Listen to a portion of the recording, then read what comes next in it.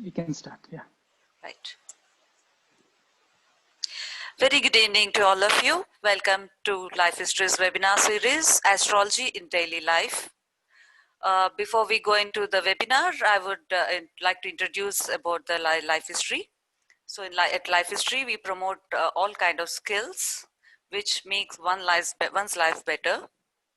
So as a part of that, we promote yoga, astrology, counseling, music. So today's topic is astrology in daily life. Astrology is a beautiful ancient science and art. So many say it's a superstition. So most of us go to an astrologer either for matchmaking in India or if a low time is running in anybody's life. But how can the astrology help in our life?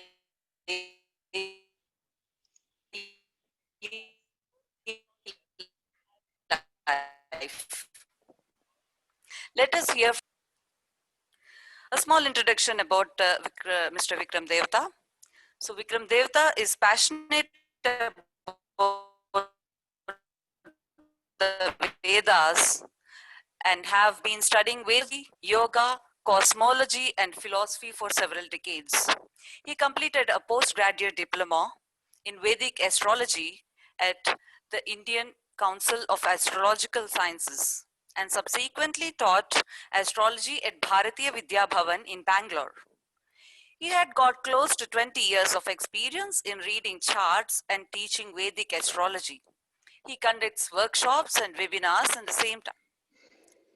Apart from astrology, he had written a book named Vedic Edition on Vedic math, a system of mathematics that allows problems to be solved quickly and efficiently. He is also passionate about yoga and is an avid practitioner. He has a website, allthingsvedic.in. He is also a data scientist, coach, and a gold medalist in Indian School of Business. Mr. Vikram Devatha, I would request you to start the webinar. Okay, sure. Thank you, Vijaya. And thank you for everyone joining in over here. I see a few familiar names and a few who are new to me. So welcome. I also see some who are astrologers in the group. So because we are a mix of both beginners and practitioners, I think we can start with the basics just to make sure that we are all on the same page. And then we can shift to a question and answer session or however, whatever the group wishes, right? When Vijaya asked me to speak, she gave me a few questions and she said, okay, would you like to address some of these? And this is what was in the flyer that you may have seen, basically about whether astrology is a superstition or not, how does it work, why does it work, how can we use it in our daily life. So it's more about the philosophy, the rationale that I would like to take you through initially. And then we can open it up for any questions. Yeah. So I do readings, I do sessions with clients, and there is one thing that I start with always when I do a reading, and that is what I would like to begin with today, because that will give us the framework with which to understand anything that I will share subsequently. Right?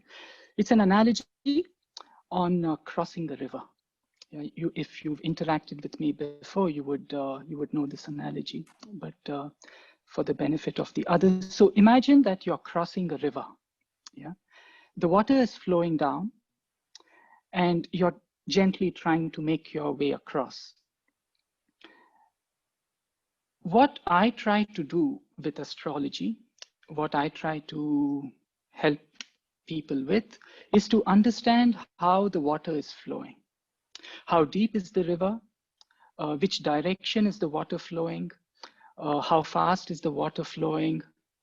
And then I want to ask my client, where do you want to go? If you say that you want to go downstream, and I know the water is flowing in that direction, then I would say there's nothing you need to do. Just lie on your back and the water will take you there. If instead you said you want to go upstream, then I'll say, great. In that case, maybe you need to build a boat. Right?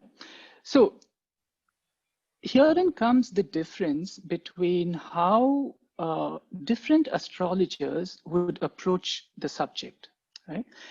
Here we are trying to understand, with this approach, we are trying to understand how the river is flowing and use that to help the person reach their destination. It is very different from saying where the person will reach.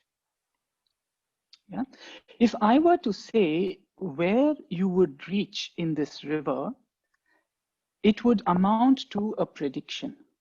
I will be predicting where the water will take you. And that is one thing that I try to stay away from. Yeah. You may ask why. So the way the water is flowing, yeah, the currents in that river that we are trying to cross, it's flowing in a certain way because we are in one particular spot in the river. So to apply this to life, there are many currents in life, and life is going in a certain way because we are in a certain stage of our personal growth, of our personal development, because of certain actions that we have taken in the past. Yeah, because of the way I swam in a certain way in the past, I'm in this spot in the river today. And there is nothing you can do to change how the river is flowing. Yeah, it's a personal belief, and I would invite you to think about this. There is nothing any of us can do to change how the river is flowing. But what we can do is to change how we respond to it. Because the river is flowing in a certain way, what am I going to do to help me, to take me to where I want to go? Am I going to strengthen my arms and swim? Am I going to build a boat and ride in it? What am I going to do? Let's apply that to life. Certain things are happening in our lives because of certain actions that we have taken in the past. Whatever you want to call it. We cannot change what has happened in the past. Yeah. But what we can change is how we are going to respond to the currents in our life today. What are we going to do about it to take us to wherever we want to go? Yeah. Now, it so happens that even I'm crossing a river, right? Even I'm in the midst of those waves, and there's thunderstorms, and there's rain and sunshine, and even I'm crossing a river. So when you and I meet, we are both in the river crossing, and I'm saying, okay, based on how I have seen this river to behave in the past, I think maybe you can do this to help you get to where you want to go. But bear in mind that all that we do, astrologers, myself, is to interpret how the river is flowing, how the currents in the river are. We are interpreting, right? There's a lot of math involved in astrology because it builds off astronomy. There's a tremendous amount of math involved, but today the software does all the math for us, right? So the math part has been taken away from us, and all that we are left with is an interpretation. An interpretation of what, right? In the analogy, it's the interpretation of the river, but in astrology, it's the interpretation of the chart, right? The horoscope, as it's commonly called. Different softwares would give it in different formats. You would have seen some of those. What you could consider is to compare this chart, the horoscope, to that of, say, an X-ray, right? Or a blood report. The X-ray stays the same, whichever doctor you show the X-ray to, right? But the way the doctor interprets the X-ray, it can differ based on his or her expertise, his or her experience, his or her level of knowledge. It's the same thing in astrology as well. The horoscope stays the same, broadly speaking, regardless of which astrologer you take it to or which astrology software you use to make that chart. But the way the astrologer would interpret it will change, right? Based on that astrologer's level of expertise, experience, knowledge, and so on. So one of the things I always ask the person I'm reading the chart to do is to distinguish between astrology and the astrologer. They are two different things. It's like saying science is different from the doctor. The science is perfect. The doctor can make mistakes. Astrology is perfect. The astrologer can make mistakes. Right? So when the question becomes, do you believe in astrology, or is astrology a superstition, or any of these kind of questions, you need to distinguish between these two, between astrology and the astrologer. Yeah. Okay. Any questions so far? I've not given a chance for any interaction, so please feel free to type in the Facebook chat or even in the Zoom chat, and I can address that. If there are no questions, then I'll just continue with this.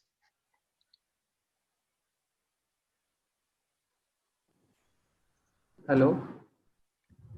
Yes, Sanjeev. Sir, I have a question. Yeah. Sir, suppose say you said that the past actions determine to an extent what is going to happen in the future, right? I mean, to an extent. Careful, but yeah, go on. Give me your question and then I'll clarify.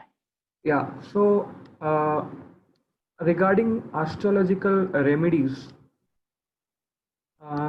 so I have heard of something called karma. I mean, if something is not fulfilled in this life, it will manifest itself in the subsequent lifetime. So if you do any remedy and get away with this life, but we'll have to face it in the subsequent lives, right? I mean, so can we say that remedies work actually? Okay. All right. Very good question. And thank you for asking that, because there were a few things in that analogy that I did not quite explain fully, but this will give me that opportunity, right?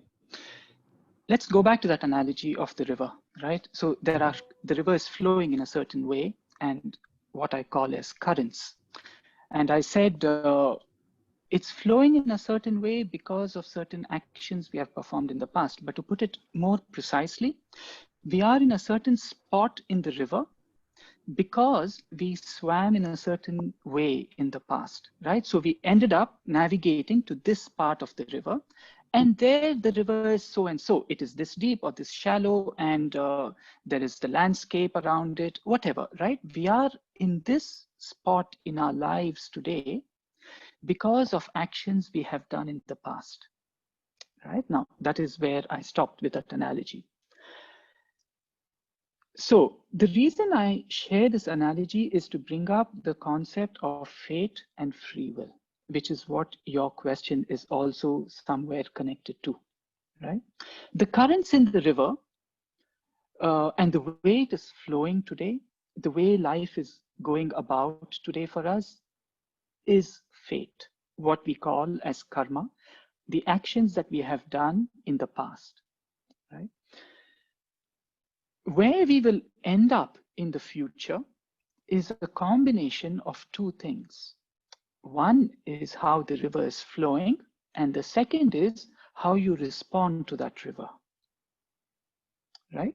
So fate and free will. The free will portion here is how you respond to it. Supposing you were not aware of how the river is flowing, then you may frantically do a few things, not knowing which way life is going. And what you do may or may not help you get to where you want to go. Yeah. What we try to do with astrology is to interpret the currents and tell you, okay, if you want to get to this place, then there is a higher likelihood of getting there if you were to do this and this. It's a combination of both fate and free will, right? I'll come to remedies, but just hear me out.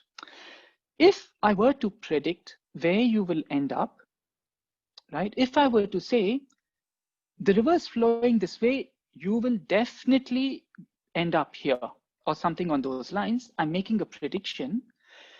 I'm completely discounting free will. I'm making that prediction based only on fate, right? And I'm not taking your free will into account. Personally, I think that is not correct. I must take free will into account. But the moment I take free will into account, I can't predict. I can only say this is how the wave is. This is you have a wave coming. It's a large wave, and the currents in the river are going like this. So if you want to go to the shore, just flip over, the wave will take you there. Or if you want to head out deeper into the ocean, then dive into the wave. But that depends on what you want to do. Do you want to go to the shore, or do you want to go further out into the sea? You see the challenge over here. When we predict, I believe, and this can differ from astrologer to astrologer, when we predict, we are saying the wave is so strong, the river is flowing so fast, there is nothing you can do. This is what's going to happen. That is the assumption made when we predict. And no, I don't believe in that. I believe we can change our destinies. I believe we can change our fate. And astrology can help us do that. Yeah. Still, coming to remedies. Yeah. I don't know if you're familiar with Sri Aurobindo. Sri Aurobindo says that the more we walk on the path, right, the path with a capital P, the more we walk on the path, the less control the stars have on us, right? To put it differently, the more we walk on our paths, the more control we have over our destinies. In terms of the analogy of crossing a river, what does this mean? A master swimmer can go anywhere he chooses, he or she, right? A master swimmer can navigate any of the currents in that river and go anywhere that he or she chooses to go to. But if I don't know how to swim, I'm at the mercy of the waves. Yeah. This is why I believe many spiritual masters, several of them have said and continue to say, leave astrology aside.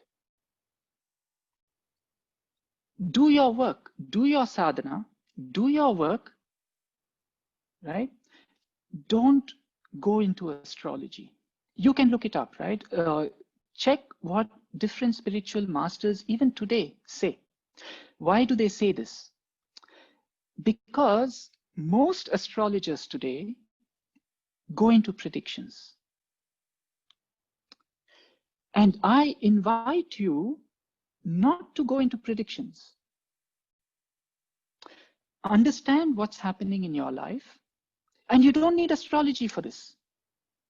Astrology is just a tool, right, to take you to where you want to go. You don't need astrology. There are many different ways to understand what is happening in your life. Many different ways to understand our strengths and weaknesses, and to use our strengths to overcome the weaknesses or to help us get to where we want to go, right? Which means my invitation to you is to use astrology as a tool for self-awareness, not as a tool to predict what will happen tomorrow. You can make what you want. You can manifest what you want, given that the river is flowing in a certain way. Now, I keep saying a river, right? In Buddhist teaching, they call it the ocean of samsara. It's an ocean that we are trying to cross, not a river. But let's call it a river. It's a river, there are waves, we are trying to cross it. What's the best way to get to the other side if that's where I want to go? Right? Now, coming to your question on remedies. We are going into a bit of a philosophy behind this, but I'll give you my take. There are other astrologers in the group. They may have different takes on this. My take is that any remedy that we give in astrology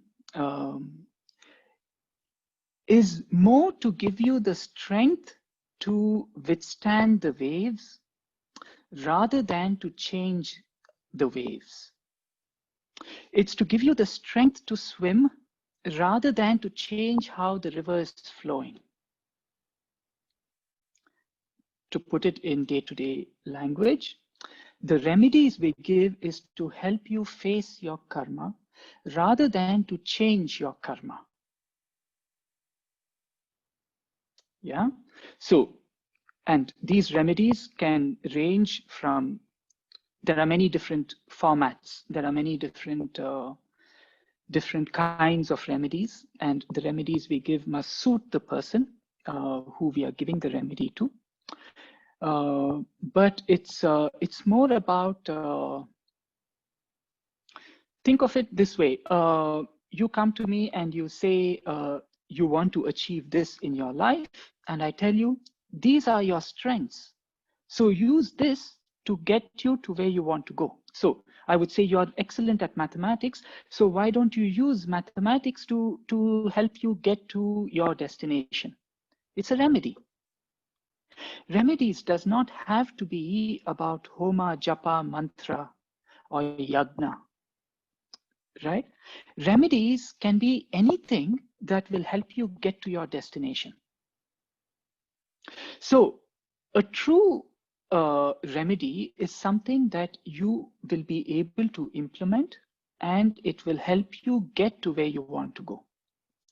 But herein comes the important word, right? You have to implement the remedy. So going back to the analogy, if I say, okay, you want to go to this spot in the river, so maybe you need to build a boat, that's as much as astrology will do. Astrology will tell you, you need to build a boat. Astrology will not build a boat for you. You need to do that. You cannot delegate the remedy to someone else. My belief. There may be other astrologers who may have a different take on this, but my belief is we need to somehow bear the consequences of our actions in one way or another. we need to implement the remedies ourselves, right? Remedy is a very astrological word. We can use something else. We can say way of life. How can I change my way of life to get me to where I want to go? Right?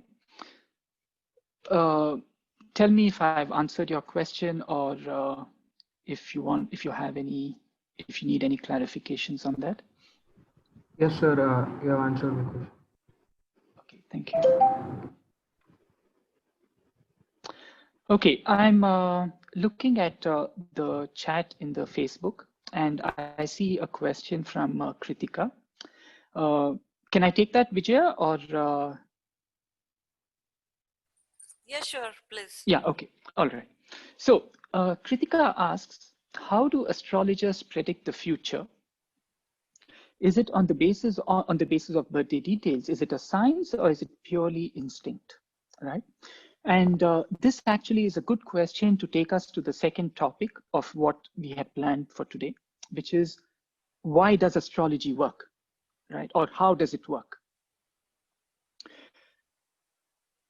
So I have two theories, and these are my theories. You may not find this online. You will have to research. Different astrologers have different way of explaining how this works. So I'll share with you my thoughts on this topic, right? For me, I think there are two main theories for astrology to work, right? The way I understand it. Theory one is the theory of influence. Yeah. What do I mean by that? So we have millions of stars, right?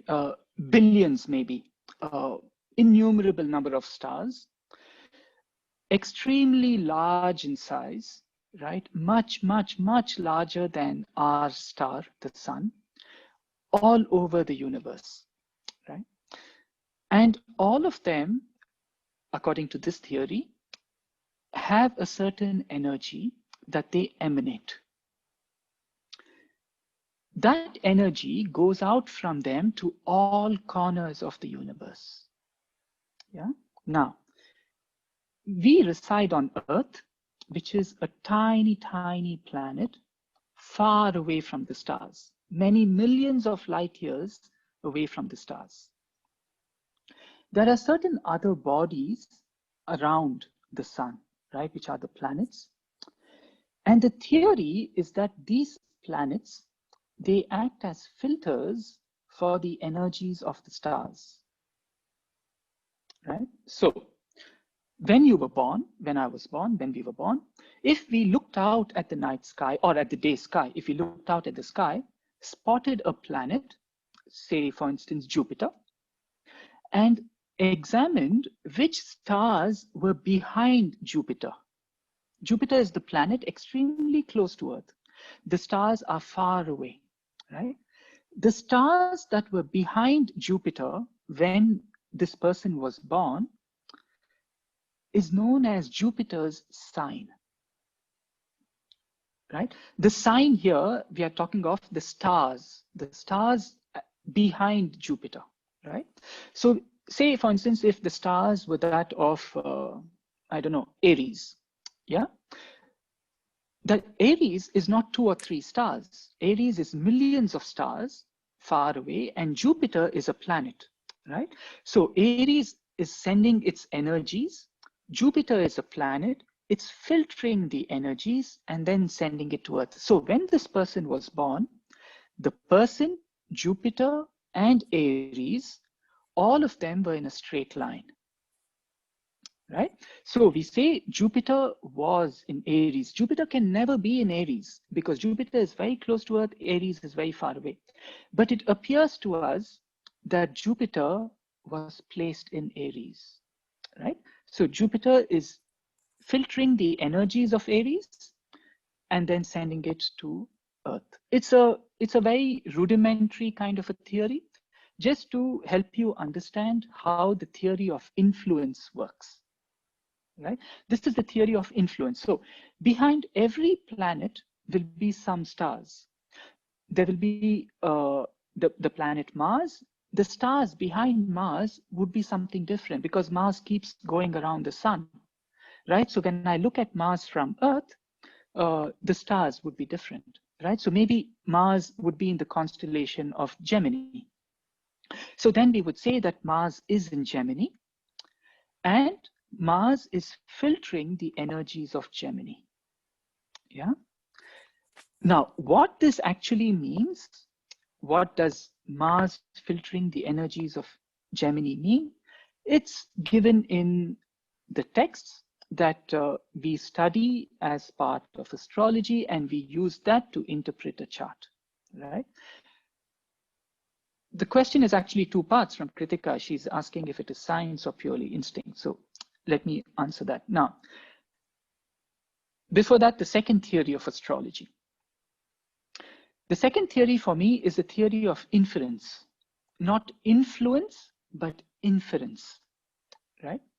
To infer means I look at how certain things are and make an inference on something else. Let me explain.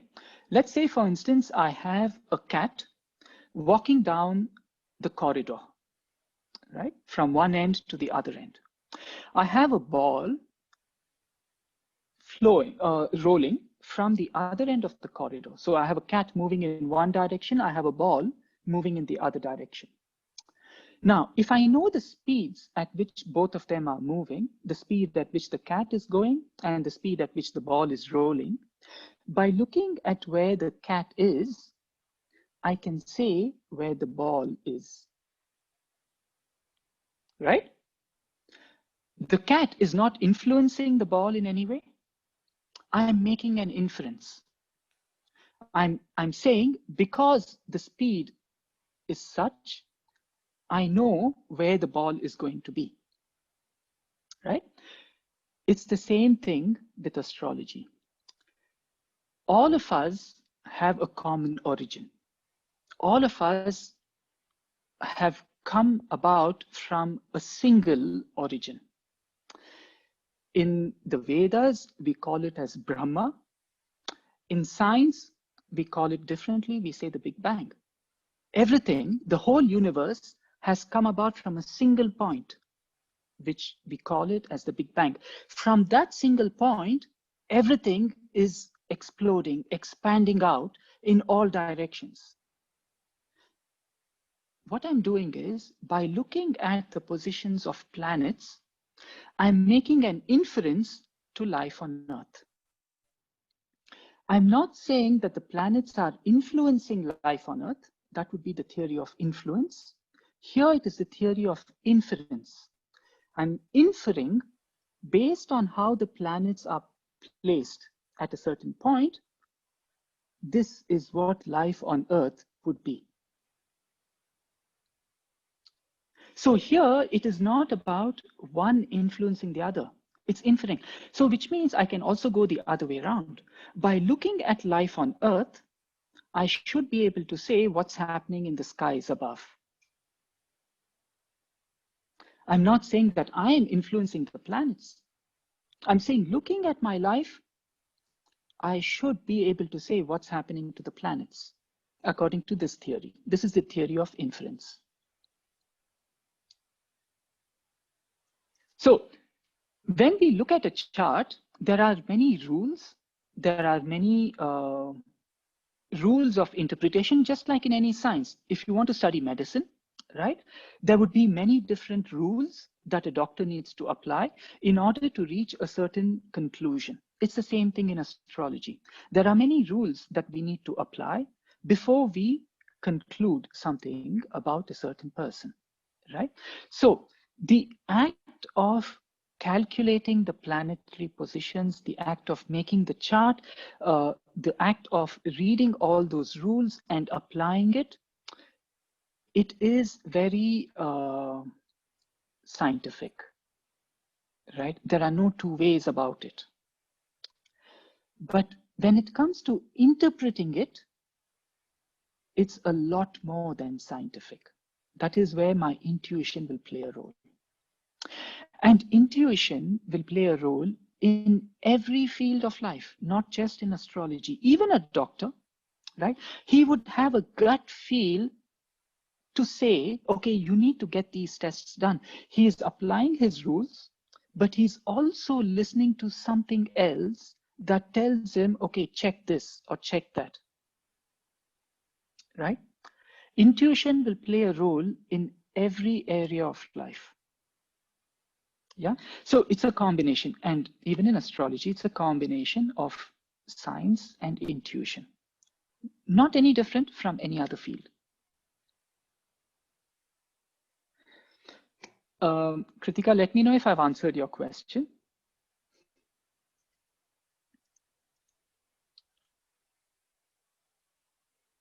Okay, I'll take the next question. Does science validate, this is from Hufrish, validate the theories or foundations of astrology?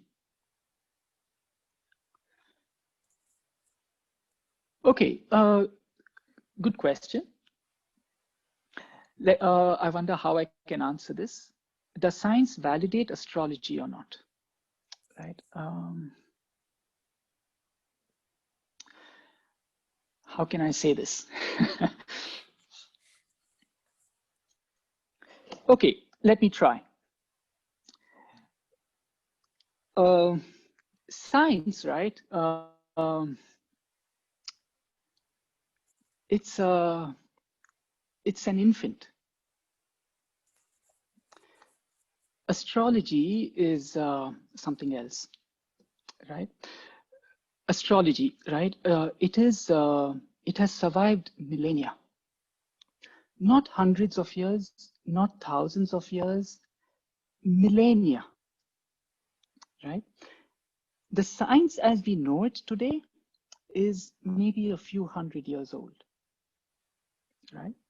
So given that, we try to validate this ancient knowledge using what we know about science, right? And the way we validate in science is to conduct experiments, right?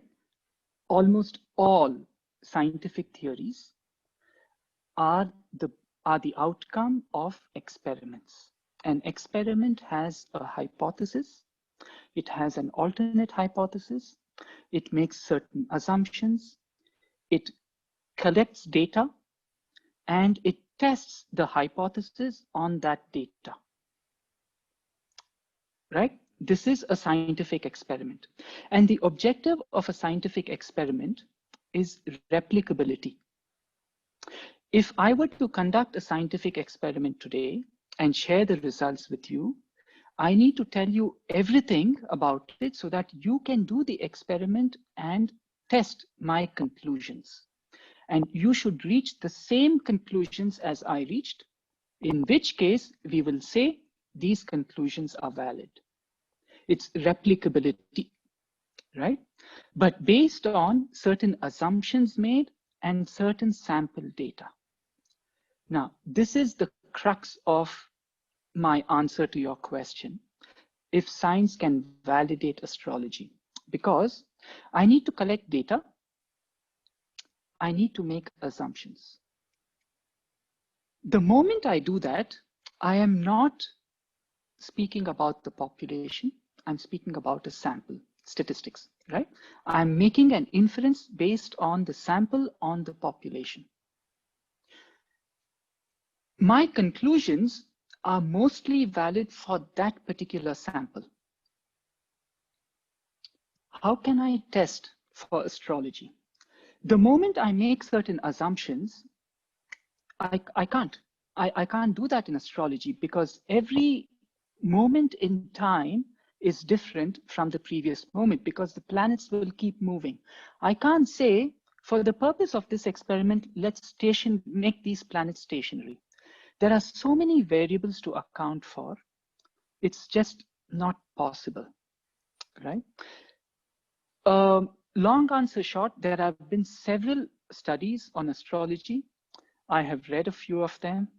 Many of them validate, many of them don't. So It's we have to test it ourselves, right? If we were to apply this to medicine, right? Today I read coffee is good for health based on a certain scientific experiment. Tomorrow I read coffee is not good for health based on a certain scientific experiment, right? It's based, astrology for me, it's a combination of the calculations and the interpretation. Both are important, right? So my answer to you, Hufrish, is I don't know. I don't know if science validates or does not validate. And yeah.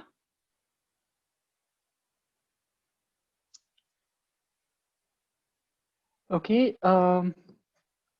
Any follow-up thoughts, Hufrish? Would you like to share anything, or can I take another question?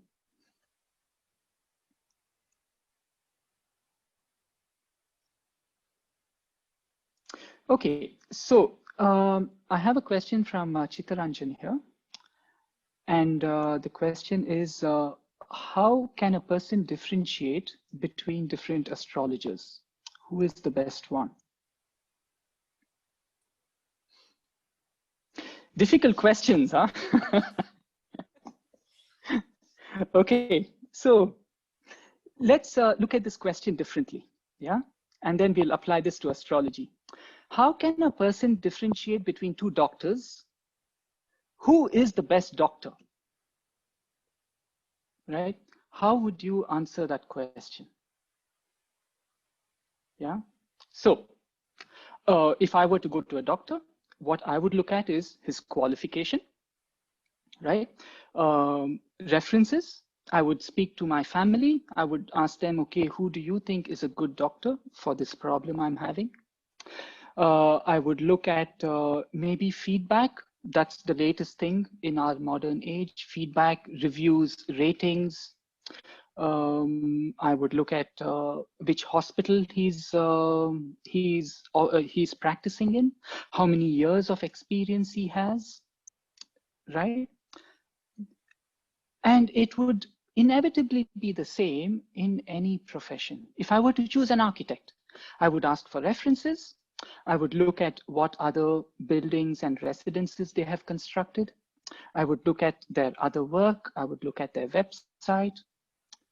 And a reference from another doctor as well, exactly, right? References from other doctors. And it's the same thing even in astrology, right?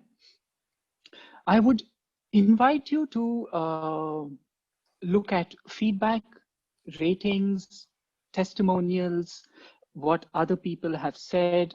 But more importantly here, it is about listening to your inner voice. Yeah. Because there is something else at play here, right? You need to listen to your inner voice when you choose an astrologer. Actually, maybe, you know, it is the same for anything else as well, even a doctor. Your higher voice, your inner voice should be the true guiding light, right? Everything else, what people say, the feedback and testimonials and reviews and references, maybe that should take second place. But for that, you need to have developed the ability to listen to your inner voice and use that to make decisions, right? To choose an astrologer. Now, even in astrology, just as in medicine, we have specializations, right? So we can specialize in, say, for instance, political astrology. We can specialize in mundane astrology or in career astrology, right? So if you were to come to me and ask me a question, and I'll say, look, maybe you need to go to this astrologer because this is his specialty. This is beyond my scope, right? So even in our profession, even in astrology, we do recommend, we do refer our clients to other astrologers based on work that they have done or doing, right?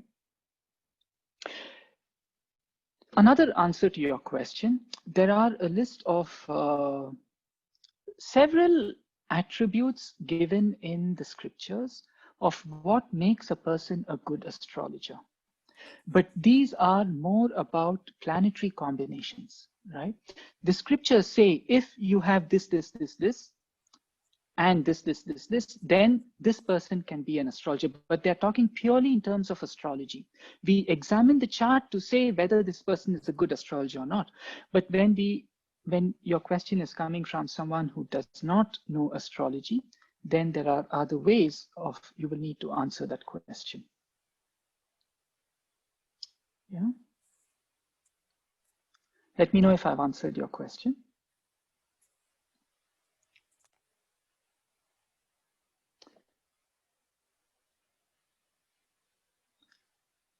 Okay, I have a question from Sanjeev. How can we apply astrology in everyday life, which is today's topic? Yes, thank you for bringing me back to that. How can we apply astrology to everyday life?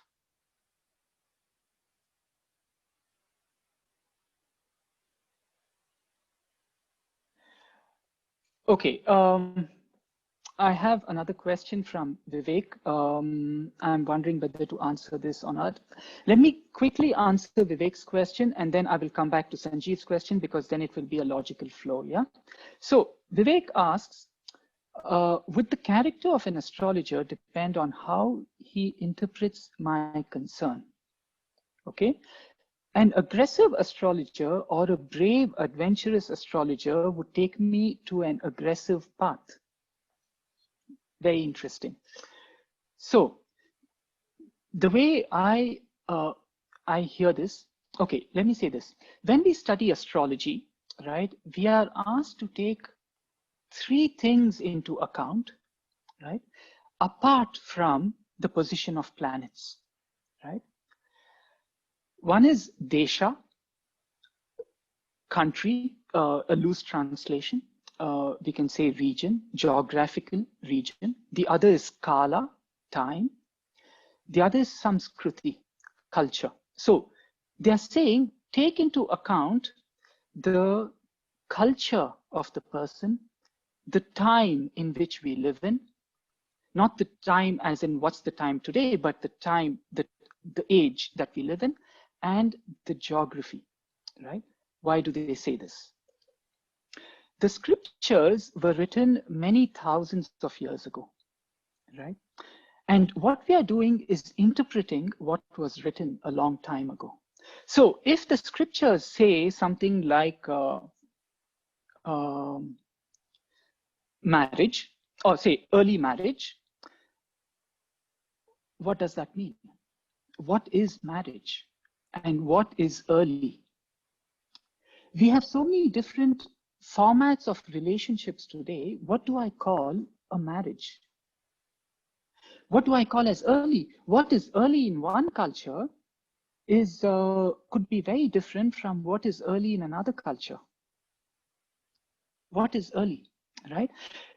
This is actually an easy topic. It can get more cryptic. For instance, there are some stanzas that say, if this is the planetary combination, this person will have several white elephants. What is a white elephant? No? We need to interpret what was written many thousands of years ago into today's times, based on today's age and culture. So now, coming to the question,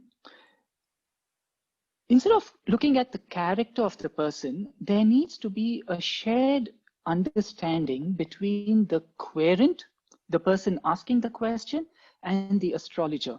There needs to be something of a shared reality. The astrologer needs to understand the culture, age, and place that this person comes from in order to be able to interpret their chart. You cannot impose your framework onto that person. Do you see what I'm saying, Vivek? So when you use the word aggressive astrologer, I'm taking it a little broader. And I'm saying to a very large extent, yes, your outlook on life, maybe that's the word I'm looking for, your perspectives on life must match up to that of the astrologer. If it does not match, then the astrologer is not taking culture, age, time, and place into account. This is apart from date, time, and place of birth. Yeah. Vivek, let me know if I've answered your question. And I take up Sanjeev's question about how can we apply this in everyday life. And my belief is that we can use astrology in day-to-day life without the horoscope. Without checking the position of planets, there is a way that we can use astrology, right? Which would make it very interesting for people who do not know how to read the chart, right? You and me, all of us, right? We are all learning this subject. If I'm in the middle of the traffic, right? I don't have my computer in front of me to check the position of planets. How can I use astrology to help me in my day-to-day life, right? It can help a lot. Let me explain. You don't need to know where the planets are positioned. Yeah, let me explain this. So all of creation comes from a single origin. I spoke about this briefly, and I'm trying to understand something in my life, right? I'm trying to understand an event, or I'm trying to understand a person, or I'm trying to understand a job, or I'm trying to I want to know something about me, the other person, about an event, maybe the virus, something I want to understand, right? Even that something has come about from the same origin, right? The one has become the many, right? To put it in Vedic language, the one has become the many. Yeah. That means the one has been divided into many. Yeah. In this process of division, we can do it a little systematically. We can say, okay, let us take the one and just divide it into two, not into many. We'll do that later. For now, let's divide it into two, just two, the whole of creation, right? What will I get? If I were to divide the whole of creation into just two, what would I get? Anybody would like to type in an answer?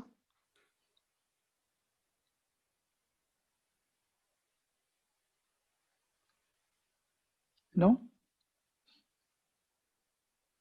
If I were to divide the whole of creation into just two groups, I will get the yin and the yang. In astrology, we call it the positive and the negative, the male and the female, not genders, but qualities, the masculine and the feminine, right? And they're not binary, right? There are grades in between, right? So it's like going from white to black, right? And gray, and many grades of gray in between. So you have the yin and the yang and many shades in between, right? But broadly speaking, you will have two, yin and yang. These are the two extremes. If I were to divide the whole of creation into just two, which means all of us can be somehow positioned on that scale of yin and yang, of masculine and feminine, of Shiva Shakti, of positive, negative, not good or bad. I'm not using the words good or bad. It's about yin and yang. So if I were to be able to say, this is how much yin there is in this situation or in this entity, and how much yang there is in this entity, It will help me take decisions. And I don't need astrology for that. I only need to observe, and I need to be able to classify it on a scale of yin to yang. Do you get where I'm going?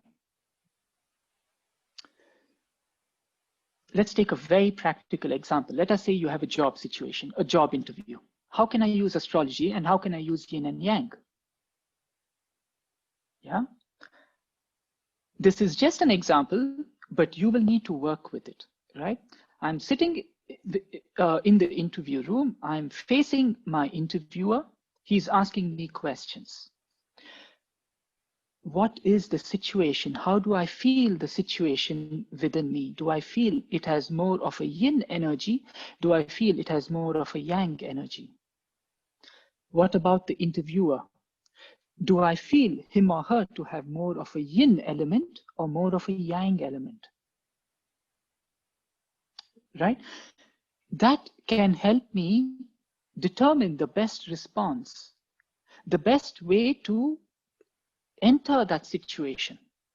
If there is an excess of yang, what will a little amount of yin do? I need to be aware of that.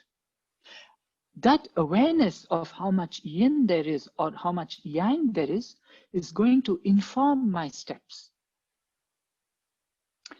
Bear in mind that here we've just divided creation into two, yin and yang, right?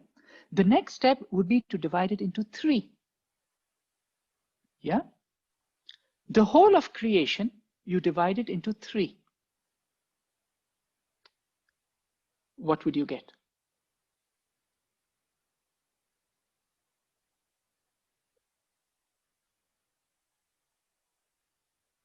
No, anybody wants to give it a shot?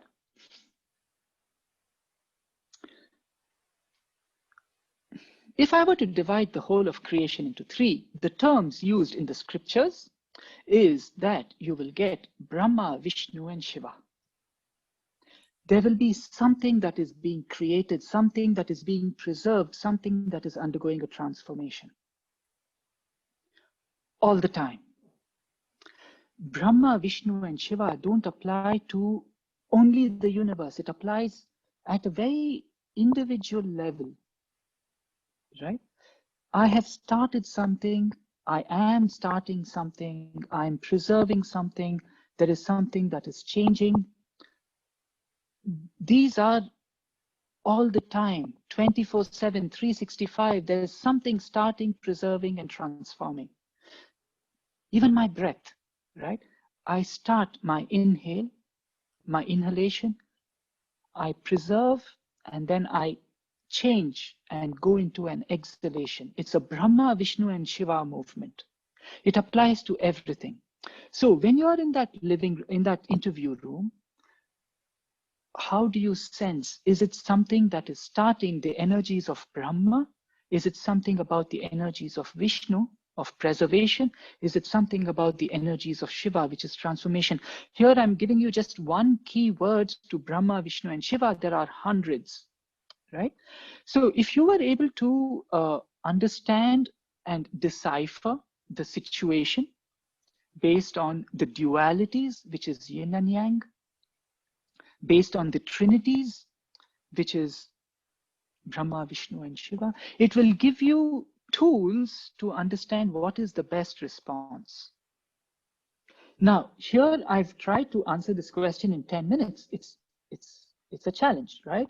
To be able to understand this process of division. Now, here we divided it into two, and then we divided the cosmos into three, but we continue. We can divide into 4, we divide into 6, we divide into 12, we divide into 60, we divide into 120. And that is what we do in Vedic astrology. We keep dividing the whole of creation into smaller and smaller compartments and trying to understand that particular compartment.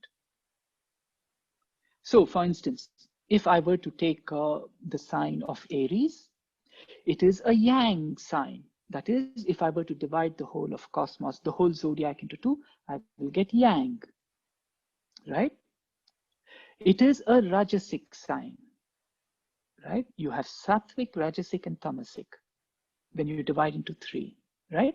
So, and then when I divide into 12, I get Aries. So it's all about understanding this different number of divisions and what each division stands for, and using that to help me understand myself, understand the other, understand the situation. This is how I believe astrology can help us in day-to-day life without having to look at planetary positions. I would like to know your thoughts on this, so feel free to type something.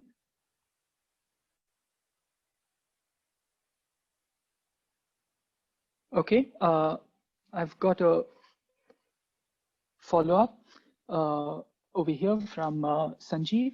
Not a follow-up, but we go back to my earlier. So Sanjeev says, can astrology be quantified?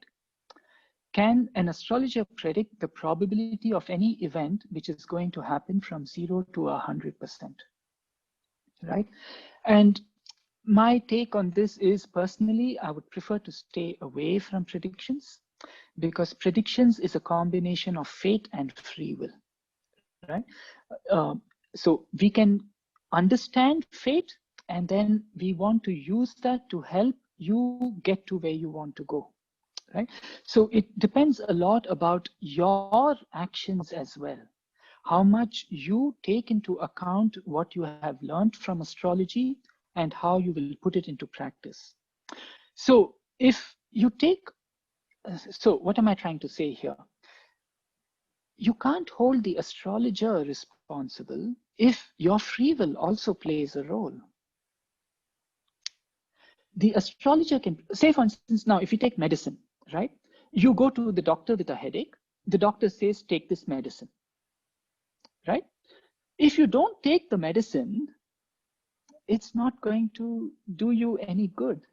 It's, you can't hold the doctor responsible for it, right? Taking the medicine is part of your free will. The doctor can say, if you were to take this medicine, then you will improve. So we can apply, we can do the same thing with astrology. If you were to follow the recommendations of the astrologer, then there should be a certain outcome, but you have to take that action. So it's an interaction of both. It's both the querent and the astrologer. Sir? Yes, Sanjeev.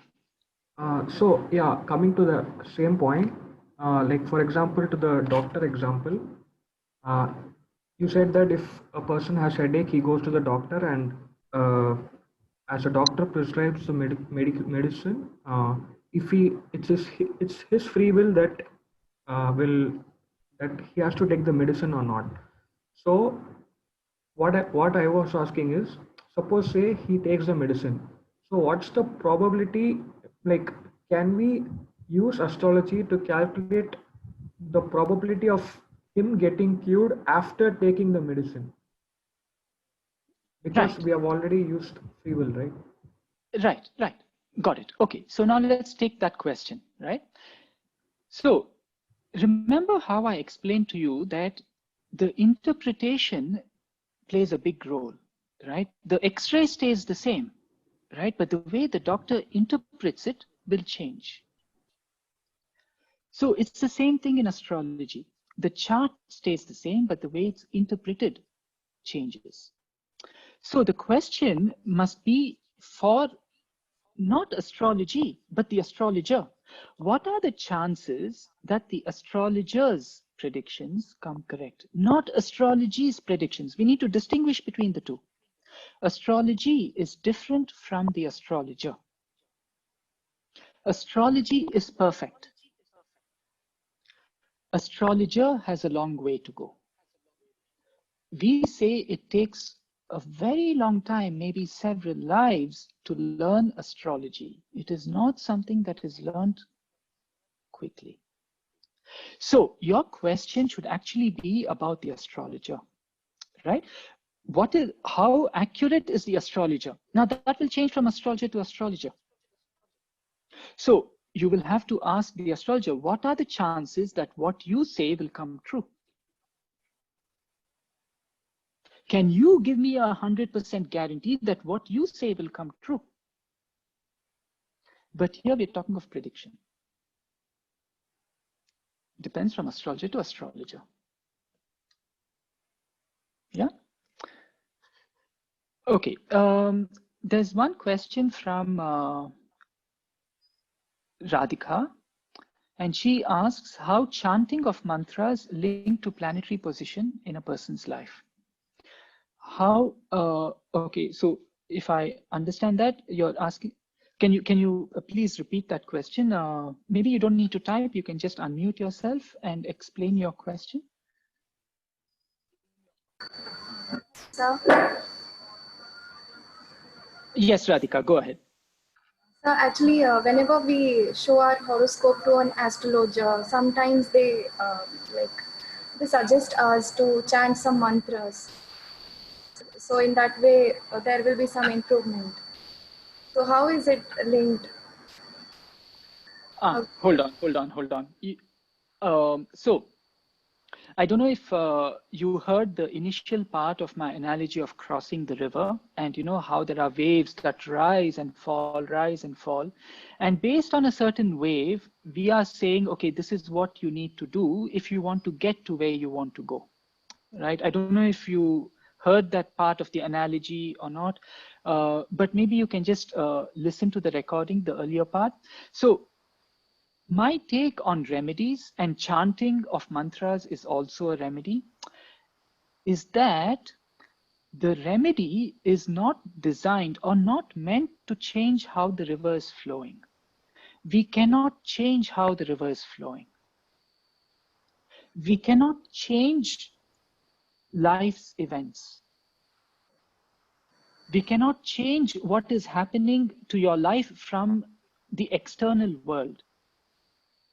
But what we can change is to build the strength to bear the consequences of our actions, to build the strength to bear what is happening. That is what the remedies are designed for,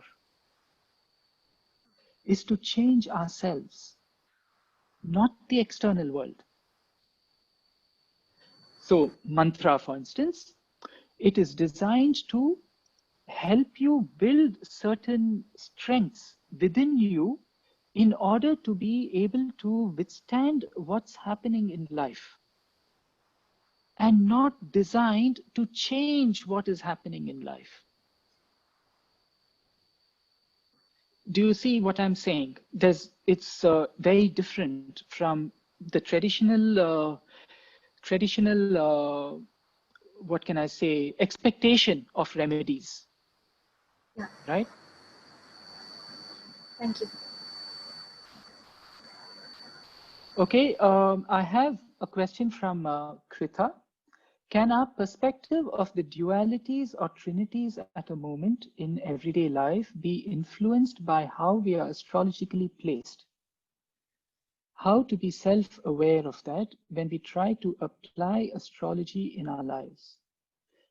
Can our perspectives of the dualities? Yes, okay. Very much, right? Very much influenced. Right? Which is why looking at the chart will give you a very neutral, objective view of things. But when you don't have that objective view, you make do with what you have. So I think this question is coming up from the explanation on how we can understand a situation based on dividing creation into yin and yang, into the trinities, into the elements, and so on, right? I think that is the context for this question. And if I were to interpret a particular situation as saying too much yin or too much yang, the position of planets in my chart itself is influencing the way I interpret the situation. Exactly.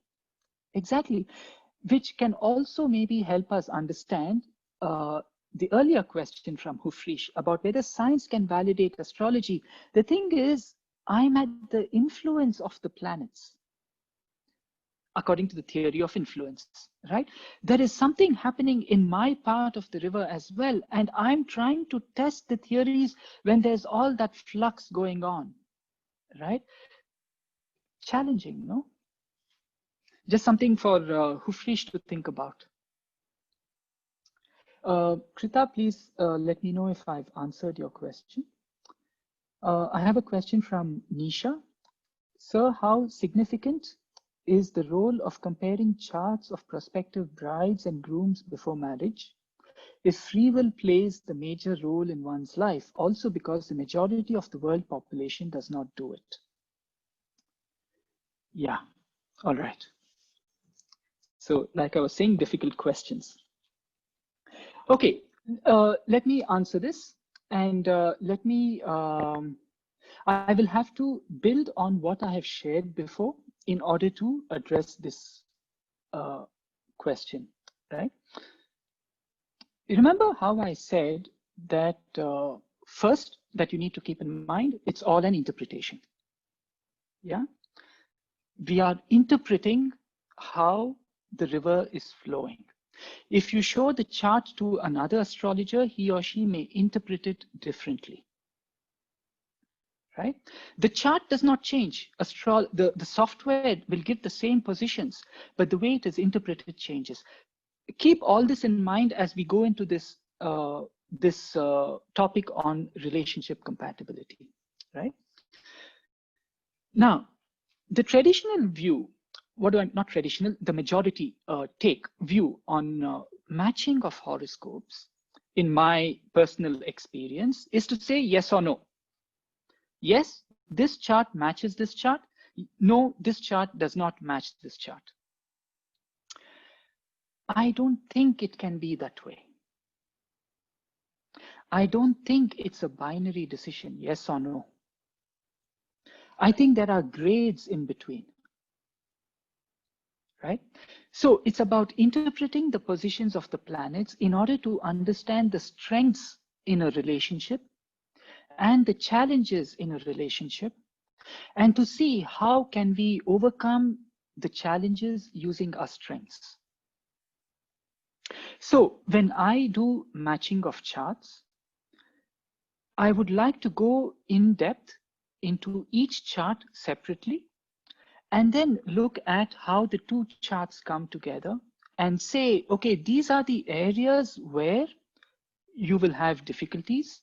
These are the areas where it will go smooth. And this is what you may need to focus on if you want to improve your relationship. I would not want to say yes or no. For another reason, because then I'm predicting, and I want to stay away from predictions. There is free will. So, and that is also part of the question here. If free will plays the major role in one's life. Now, be careful. I'm not saying free will plays the major role. I'm saying free will plays a role. Whether destiny plays the major role or whether free will plays the major role depends from individual to individual. To bring it back to the analogy, whether the wave takes you with it or whether you are able to swim where you want to go depends from person to person. On how strong the wave is, which is karma, which is fate and destiny. On how well you know how to swim, which is free will. You can learn how to swim. You can learn to go through those currents, which is free will.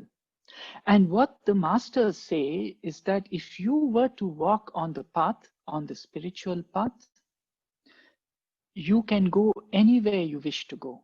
Then free will becomes the dominant force and you can control destiny, right? If you don't know how to swim, then you're at the mercy of the waves.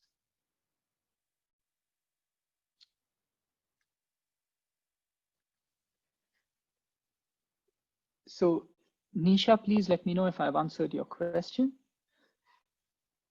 Sanjeev, can astrology be compared to a game of chess? Can we consider our opponent as fate and ourselves as free will?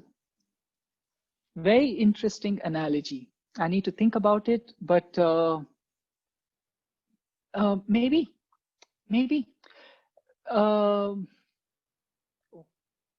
Yeah. So you want to capture the king. What strategy will you use to do that? The strategy that you will you use your queen? Will you use your rook? It may not apply to another person. Maybe the other person has a different strategy. Maybe they are more comfortable in playing the game a certain way because their chessboard is in a certain. It's a very good analogy. So when I came into this life, the board has already been set. It is not a clean starting slate. The board has already been set. So I need to understand how my side, how my color is, what is my opposing color trying to do, and what is the best way to navigate through that. Yeah, thank you for that analogy.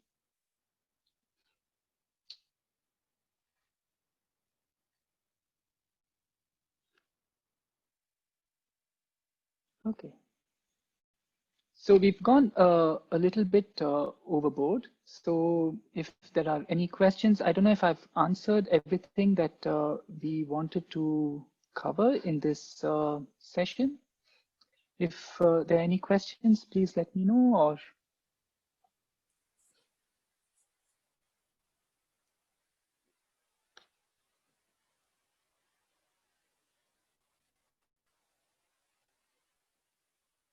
think the questions are done. so I've got, yeah, I've just got one question from Mohini, and maybe I can answer this and then we can use this as a way to close the session. She asks, would be interesting to know when and how you got introduced to astrology and how it changed your life.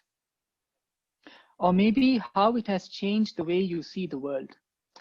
I think the second part of this question is the easier question. How has it changed the way I see the world? It is a filter with which I see the world. It has become a filter, right? So, if we were to take, say, an economist, right? The way they view the world will be with the economy as the filter, right? What is helpful for the economy, what is not? It's all about that, right? So it's the filter with which we view the world. So for astrology, for me, it has become a filter. Anytime I go into a situation, I'm constantly evaluating the situation, judging, so to speak. Is this more yin or yang? Is this more fire, earth, air, or water? Which are the four elements? Which zodiacal sign would I attribute to this particular situation? It's a filter with which I try to understand, right? And one of the things Vedanta says is stop judging. Do not label, do not judge, but we are changing topics then. So, it's something that we need to try and balance. Our inherent need to label things, and when the scriptures say don't label, right? The first part of your question, Moini, it's a more difficult question. Difficult in the sense, not difficult, just that I don't have an answer. Interesting to know when and how you got introduced to astrology. I think it's not from this lifetime, right? And I would be courageous enough to say even for you, right? If you and me are interacting on astrology, there are very high chances that it has crossed your path before, right? This is not your first time. Right? Okay, so thank you for having me on the session, Vijaya. And thank you for the difficult questions, people. Not easy questions, but it even got me thinking, and I think I will continue reflecting on these questions. Feel free to reach out to Vijaya or to me if you would like to go deeper into astrology, either one-on-ones, group sessions, it's something that we enjoy doing. Yeah, you have our websites, lyfistry.com and allthingsvedic.in, and I hope our paths cross again. Yeah, all right. Thank you so much, Mr. Vikram, for your wonderful talk and answering really complicated questions and throwing light on how astrology will help in one's life, in one's daily life. So we'd like to have you in more webinars and more workshops. Thank you so much. Thank you all for attending the webinar and asking very good questions indeed. And you can reach him on all things Vedic.in, and Lyfistry is there to offer you services like yoga, astrology, counseling, and music. So you can log in to lyfistry.com for any of the services. Thank you very much. And we have sent a link for the feedback form. The feed form in the chat box. So please click on the link, and we would like to have your valuable feedback. Thank you very much. We are looking forward to see you all soon. Thank you. Okay. Bye-bye.